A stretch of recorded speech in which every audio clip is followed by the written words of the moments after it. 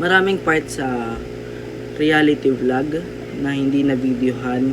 Kaya past few days medyo naano ako, medyo na-alarma ako kasi kaya hindi rin ako nakapaglabas ng reality vlog last week. Kasi hindi siya na videohan mostly yung mga pangyayari sa buong linggo. Kaya medyo na ako, medyo na stress ako ng konti kasi syempre, ipapakita ko sa inyo kung anong totoong kami, ipapakita ko sa inyo kung ano yung tunay na kami. But hindi siya na videohan, walang video nangyari, walang CCTV, wala pang kahit anong nangyari. Kaya hindi ako nakapaglabas ng reality show or reality vlog last week. Kaya yun, hindi talaga siya pwedeng ilabas ang reality vlog ng 2-3 video lang. At hindi ko rin pwedeng ilabas ang reality vlog namin kapag hindi siya buo ng buong Monday to Friday. Kasi syempre, hindi nyo masasaksihan, biteng ganito, ganyan, etc. Kaya medyo na alarma talaga ako. Medyo na stress ako, sabi ko, bakit hindi na videohan, bakit ganito, ganyan, etc. Kaya ngayon, ilalabas ko na at medyo okay na yung problema ko. Let's go. Ilabas na natin to. Merong time or merong araw na nagkaroon ng sobrang nagkagulo, sobrang hindi namin naintindihan, merong misunderstanding siguro. Kaya ayun, nagkabaranggayan na nga. Pero hindi talaga siya na videohan. Tsaka marami ring nangyari na hindi inaasahan, kaya hindi na rin nag-video. Actually maraming nag-video that time sa araw na yun. Maraming nag-video, pero mas pinili na lang na hindi ilabas or hindi ikalat kasi nga, 'di ba? Privacy ng nagkagulo yun. Privacy na para sa kanila. Kaya mas pinili na lang namin na hindi talaga mag-video or hindi ilabas yung mga video past few days. Kaya yun, medyo nagka-misunderstanding, medyo nagkagulo lang. Kaya okay naman na hanggang ngayon nagkakaanuhan pa rin, pero hindi naman na sobrang hindi na sobrang tawag dito, hindi na sobrang critical, or sabihin ng critical, hindi na sobrang magulo, hindi na katulad ng nakaraan. Critical ang talaga sabi ko. So yun, hindi na sobrang gulo. Kaya yun, medyo okay na, medyo nagkaayos na at nagkapatawaran at nagkasorihan. Still medyo okay na rin. Kami ng meeting about sa grupo or sa mga nakwento ko nga kung napanood nyo yung live ko kahapon or nung nakaraan, napanood nyo yun sa Facebook page ko. Nagka-meeting po nung nakaraan. Hindi rin na videohan yon kasi lahat ng cellphone, lahat ng camera is lowbat. Hindi siya camera, cellphone. Lahat ng cellphone is lowbat that time. Gabi na kasi yun, kaya hindi na rin na videohan. Wala rin kasing permanent na pinupuntahan yung grupo. Hindi na ako magbabanggit ko ng grupo. Medyo nagkausap-usap na mas maganda or mas okay kung maghanap na lang ng sariling bahay ng isang grupo para, 'di ba, medyo magkaayos-ayos, or for example, nagka-meeting, katulad niya, nagka-meeting, mabibidyohan kasi may permanent na pinupuntahan yung grupo na yun. Mostly, sabihin ko, naging okay rin yung Phase 1 Hood, but still, wala na pong Phase 1 Hood. Now, hindi na po binuo yung grupo na yun simula nung nagkaayos-ayos. Hindi ko na rin nilabas yung video. Ayun nga dapat yung ilalabas ko na video last week. Ang title nun is Apologize. So yun, kung hindi nyo Sorry kung hindi nyo napanood yon. Kasi hindi ko na rin siya medyo nailabas. Kasi nga, syempre, sinabi ko nga kanina, hindi kumplento yung buong isang 5 araw na mga ganap namin sa buhay, etc. Ganto, ganyan. Hindi buo or hindi kumpleto yung ipapakita namin sa inyo. Kapag nilabas namin yun ng 3 video lang, 3 beses lang kami nag-video sa isang araw, ganto, ganyan. Kailangan kasi, mailabas namin yung video as 5 days. Yung nangyari sa 5 araw namin, sa loob ng 5 araw, kailangan na ilabas ko yun. Pero, hindi ko siya nailabas. Kaya yun. Ang naging usapan, maghanap ng bahay, mura man yan or what, or kahit hindi man kaya. Kaya naman, pero pag-uusapan talaga, matinding meeting ang kailangan dyan, matinding gawain ang kailangan dyan. Pero ngayon, pinag-uusapan pa or pag-uusapan pa kung kailan balak kumuha ng bahay or what. Kaya ayun, still usap-usap muna, meeting muna, etc. So yun lang siya. Stress ako past few days sa mga nangyari, sa mga kaganapan, sa mga hindi na videohan na reality vlog or na ilalabas dapat na reality vlog. Kaya medyo lagyan natin ng konting kurot ng masayang ano. Kaya eto, let's go. Isangyup natin to. Let's go!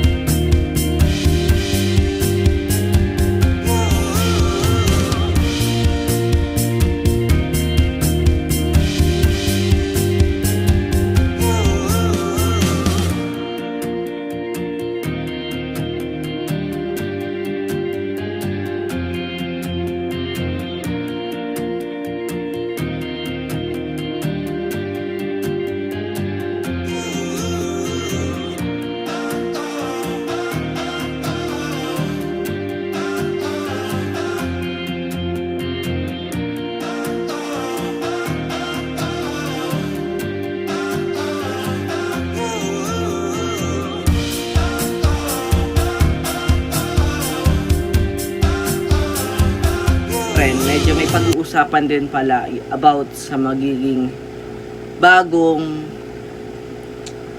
sitwasyon or bagong circle ng grupo. Kasi medyo ano na siya, medyo magulo-gulo. Kasi kailangan na ng leader, kailangan na ng mag-arrest, ng magdidisiplina sa kanila na bawal na ganyan, bawal ganto, tama yan, bawal dito, ganto, ganyan.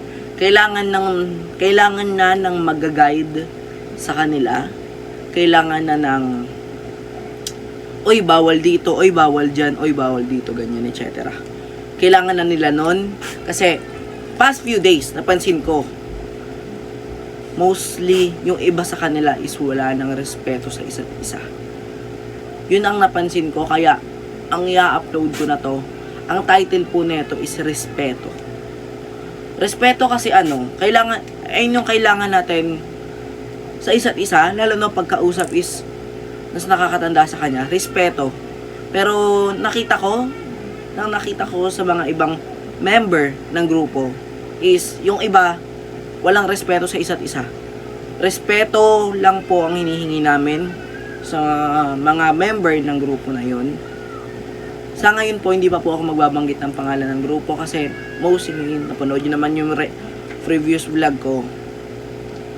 Medyo misunderstanding sa amin. Bukod na nilabas ko yung reality vlog, ang dami nagtatanong sa akin kung umalis ba ako doon, etc. ganito, ganyan. Sinabi ko doon yes. Pero, ang grupo na In The Space One Hood, still wala na siya ngayon. Wala nang grupo na ganun, wala na yung ganun. Sa ngayon, wala pa akong mababanggit na pangalan ulit ng grupo or bagong grupo. Kaya, hindi muna ako nagdo-drop name or hindi muna ako nagsasabi ng pangalan ng grupo. Kasi, wala pa siyang permanently ulit na pangalan. Kaya, ayun. So, yun, balik tayo sa topic ko kanina. Kailangan na ng leader ng grupo na yun. Kailangan na ng mag-handle sa kanila. Kailangan nang magbabawal sa kanila na bawal gawin to, bawal ganyan, bawal ka pumunta dito, bawal pwede ganito. Alam nila yung pwede nilang gawin at bawal nilang gawin. Inside the sa grupo, 'di ba? Kaya yun. Kakausapin or magme-meeting na naman to for sure. Kaya abangan nyo yung next reality vlog ko or reality vlog na namin lahat. Kung makiki-operate sila sa reality vlog na to, pagbibigyan kong lahat kami is ma-interview ko isa-isa or magkaroon ng time na ma-interview ko silang lahat isa-isa. Kasi para syempre makita nyo sila, makita nyo yung bawat ugali nila, makita nyo yung kaartihan nila, makita nyo yung kakimehan nila, ganito, ganyan, etc. Gusto ko ganun yung mangyari. Kaya, ayun, kailangan na ng leader ng grupo na to. Kaya hintayin nyo yon, hintayin nyo ilalabas kong reality vlog. Doon nyo makikita sa susunod or next week ang aming pag-uusap with the actual video na. Kasi ngayon ang hirap. Nagsasalita ako dito ng without video. Walang video, walang ganyan, walang kumuha ng video. Walang kahit 2 minutes or kahit anong pag-uusap, walang kumuha ng video. Kaya ang pangit din minsan, naya-upload ko yung reality vlog ng walang video or walang kahit anong video na ilalabas sa reality vlog. Kaya nga siya tinawag na reality vlog, guys. Kasi nga ilalabas yung totoong or yung yung mga video or kahit etc. ganito ganyan. Pero yung mga privacy ng ibang tao, yung privacy ng iba, kung ayaw nilang ilabas, irespeto natin sila. Irespeto natin yung desisyon nila. Sila yan. Hindi ko hawak yung desisyon nila. Hindi ko hawak yung gusto nila, kung gusto kong ilabas, walang permission without sa kanila. Ang pangit ng ganun. Kasi, pwede akong maireklamo. Kasi ilalabas ko yung privacy ng ibang tao. Para sa akin, hindi yun tinatawag na respeto. Kasi ang respeto is, kailangan may permission ka galing sa kanila bago ko ilabas yung video na yun. Oo, as a vlogger, kailangan kong ilabas. Pero, kailangan muna natin yung iba, syempre ayaw ilabas yung sarili nilang privacy. Hindi pa rin naman natin hawak yung buo nilang, yung buong desisyon nila, hindi natin hawak. Kaya, mananatili tayong, kung ayaw nilang ilabas, huwag nating ilabas. Still, irespeto rin natin yung gusto nila. Kaya ayun, hindi ko pwedeng ilabas yung mga ibang privacy ng tao. Hindi ko pwedeng ilabas kung ayaw nila. Ilalabas ko kung gusto nila, ilalabas ko pag medyo okay din naman. Pero hindi ko pwedeng ilabas ang privacy ng ibang tao, lalo na pag hindi ko ito close or hindi ko siya kilala, tapos ilalabas ko yung sarili nilang privacy or whatever, 'di ba? Kaya ayun, kung magkakaanuhan man, ayoko rin kasi ng uy Jess, may nagreklamo sa'yo kasi nilabas mo daw yung privacy nila, ganito ganyan. Syempre ayoko nang nasa kanila manggaling yun na may susugurin dito sa bahay. Tapos, irereklamo ko na, ba't mo nilabas yung privacy namin, ganito, ganyan, etc. Ayoko nang ganun yung mangyari. Kaya, still, ayokong ilabas yung privacy ng ibang tao. Kung ayaw nila, irespeto natin yun. Kaya ayun. Ang title nito is respeto talaga siya, guys. So yun lang, abangan nyo ang aming reality vlog next week, ang aming mga pag-uusap, ang aming agenda, ang aming mga kimehan sa buhay, etc. Mapaaway man yan, or sweet, or whatever you want. Or whatever you want, yun sabi ko na naman. So yun lang. Yun lang siya. So, naiinis na ako sa itsura ng higaan ko kagabi. Medyo na anuhan na ako, na alibadbara na ako sa daming tambak. Ang daming nakakalat, daming ganito, daming ganyan. So yun, let's go. Linisin natin siya. And samahan niyo akong linisin siya. Kasi hindi na ako nagva-vlog. Kaya hindi ko alam kung paano ako magvi-video without vlogging ng paglilinis ng bahay. Hindi na ako nakakapag-upload ng linis serie or linis series or kahit anong linis ko sa bahay. Kasi hindi na ako nagva-vlog. Kaya sabi ko, paano ba? Sabi ko, isama ko kaya sa reality vlog to. Para medyo mahaba-haba rin siya ng konti. So, yun. Linisin natin siya ng without vlogging. Ilabas natin siya sa reality show. Or reality vlog. Diba? Ilabas natin siya sa ganun pamamagitan nun. Kasi hindi na talaga ako nag-vlog, guys. Pero, syempre, kung gugustuhin ng grupo, baka naman, mag-comment na kayo dito kung gugustuhin nyo namang mag-vlog ako. Diyos ko po. So, yun. Kung gugustuhin ng grupo, na mag-vlog ako ulit, pagbibigyan ko sila. Pero still, guys, kung mailalabas ko lang lahat ng comment ng tao, ng mga tao sa TikTok account ko, Diyos ko po. Ang dami kong screenshots, ang dami nang naghahanap ng mga mini vlog ko, ang dami ng... May time, meron nag-comment doon. Meron nag-comment doon na, lahat po ng family ko is naka-follow sa'yo, ganito, ganyan, etc. So yun, parang nabigla ako. Nabigla ako, guys. Sobrang nabigla ako.